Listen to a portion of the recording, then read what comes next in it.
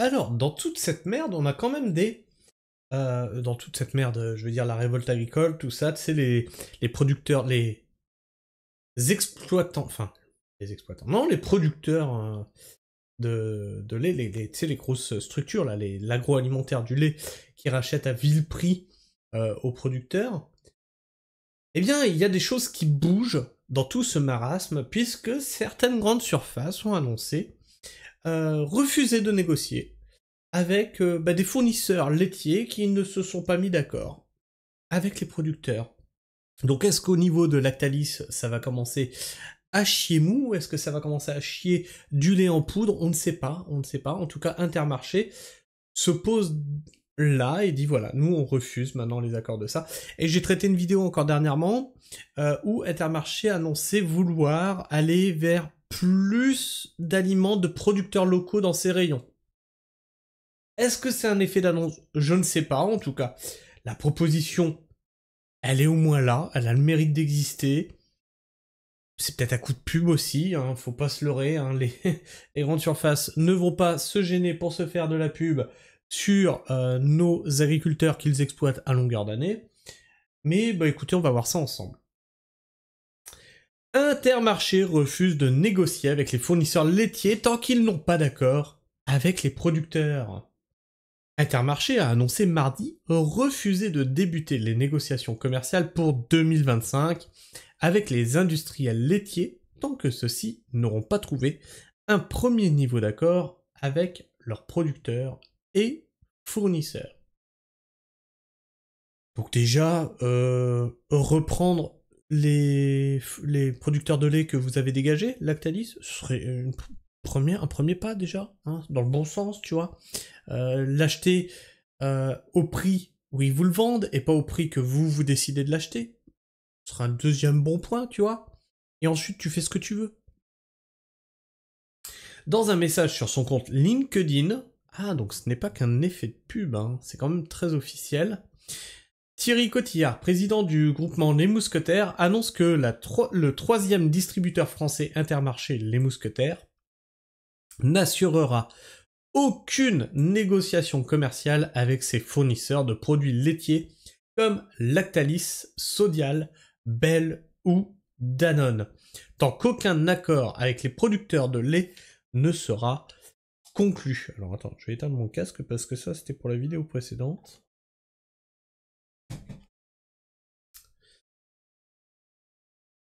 Message à certains industriels laitiers, nous ne commencerons aucune négociation commerciale avec vous, tant que vous n'aurez pas conclu d'accord avec vos producteurs de lait, assure Thierry Cotillard.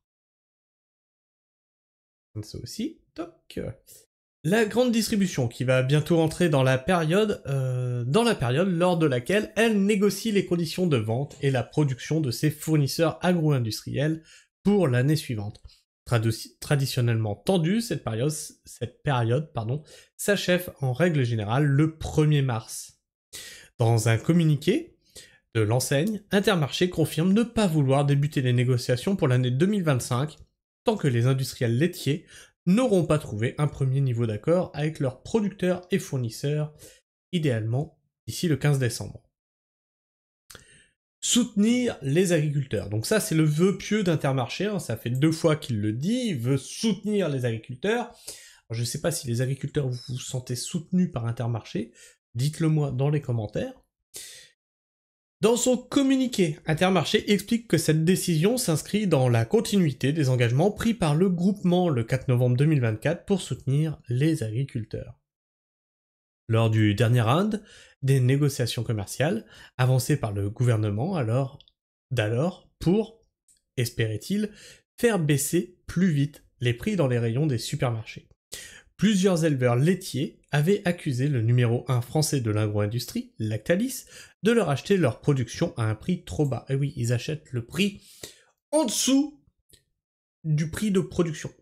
C'est-à-dire que tu produis quelque chose et tu es perdant quand tu le vends. Et après, on s'étonne que les agriculteurs, ils aient besoin de la PAC pour vivre. À quelque part, quand ton client t'achète ta matière moins chère que ce qu'elle t'a coûté à produire, bah oui, heureusement qu'il y a des choses pour t'aider à survivre. Et ça, c'est un débat que j'ai eu dernièrement sur... Enfin, un débat, une petite discussion, tu vois, dernièrement sur Twitter. Et des personnes qui s'interrogeaient sur la PAC, etc. Et je disais, bah oui, mais en fait, c'est normal. Au bout d'un moment, quand c'est la seule profession, quand même, l'agriculture, c'est la seule profession où c'est pas celui qui produit qui fixe le prix. C'est son client qui fixe le prix. Tu vois, c'est comme si un charpentier venait chez toi, il te disait, voilà, bon ben, moi je te facture ça à temps. Tu lui dis, ah non, non, moi je paye pas ce prix-là. Hein. Ah non, non, non, moi je te paye à temps. C'est une connerie, il te met une facture à 30 000, tu lui dis, non, non, moi je te paye 10 000. À 10 000 pour la charpente, ah bon, pas plus. Et il sera obligé de le faire. Est-ce que tu crois que ça va marcher longtemps?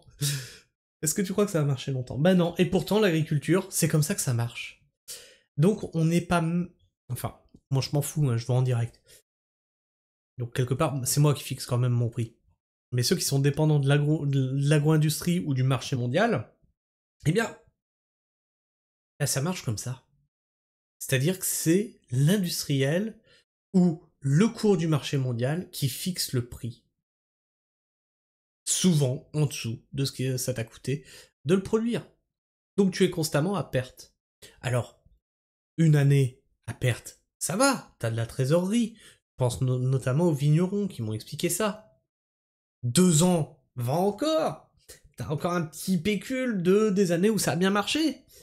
3e année, c'est bon, tu mets la clé sous la porte. C'est fini, on n'en parle plus.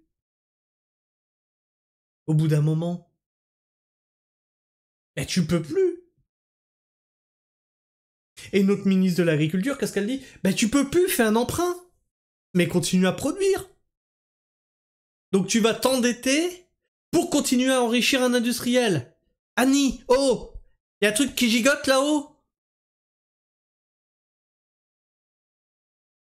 Anciennement entreprise baignée, le groupe avait détrôné en 2023 un autre mastodonte laitier, Danone, avec près de 30 milliards d'euros de chiffre d'affaires annuel réalisé via des marques bien connues comme Président, Lactel, Galbani, Bridel ou Société.